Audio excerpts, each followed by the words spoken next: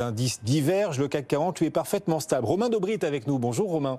Bonjour Guillaume. Depuis Bourse Direct, CAC 40 vraiment stable, mer d'huile, on est à 5945 points. Comment est-ce que vous voyez la suite désormais pour notre indice qui a enchaîné les petits replis ces derniers jours, une phase de consolidation à plat, comme on dit? Est-ce que le fait que, après tant de hausses, après une telle progression, celle qu'on a vue ces dernières semaines, le fait qu'on n'ait pas de véritable vague de prise de bénéfices, juste des toutes petites baisses, est-ce que ça doit nous rassurer sur le potentiel, la capacité des marchés à résister, voire à repartir de l'avant?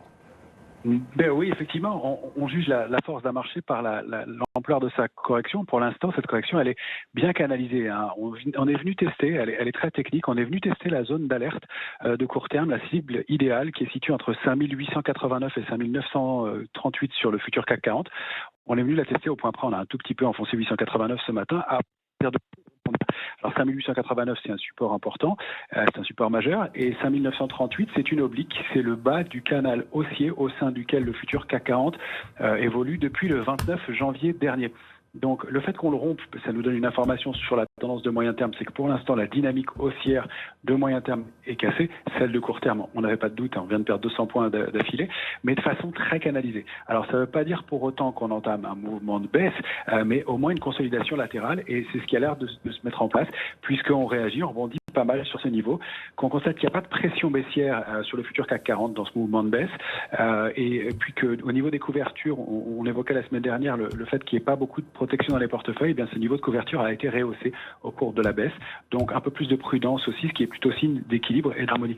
On constate aussi sur l'indice CAC 40 cash qu'on a formé 3 gaps d'affilée dans ce mouvement de baisse. On considère souvent que le troisième gap peut être un gap d'épuisement.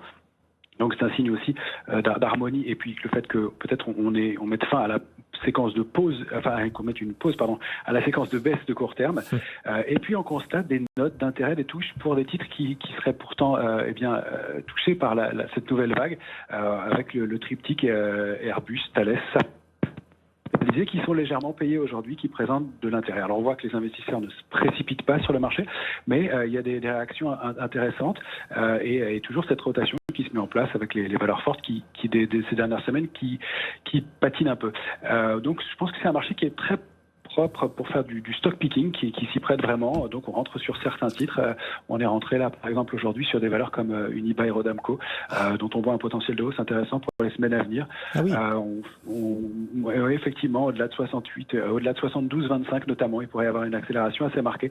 Donc on rentre un petit peu plus tôt, mais on s'intéresse à cette reprise, et on constate que c'est un titre qui tient dans un marché qui est quand même globalement pénalisé. Vous avez cité Unibail parmi les valeurs qui vous attirent, il y en a d'autres éventuellement, Romain ? Alors, on procède par petites touches sans se précipiter, mais on est rentré sur le secteur à nouveau des énergies renouvelables et énergies traditionnelles, qui peut-être présentent des points d'entrée sur les niveaux actuels. On est entré aussi sur des plus petits titres comme SES, qui donnent des signaux intéressants. Peut-être un peu tôt, mais sur encore des plus petites capitalisations comme Guillemot, qui semble donner des signaux, ou un titre comme Vente Unique aussi, qui est encore plus à titre spéculatif, et puis même des titres, alors ça c'est vraiment une toute petite capitalisation, mais un titre espagnol qui s'appelle Leida, très spécifique. Mais voilà, on procède par petites touches, on fait un peu comme le marché, on se précipite pas pour payer ces niveaux-là, mais on constate qu'il y a effectivement une réaction sur un niveau d'alerte qui est important. Si on casse 5889, le risque c'est d'accélérer un peu plus, mais l'alerte de moyen terme elle est plus basse, elle est entre 5672 et 5716.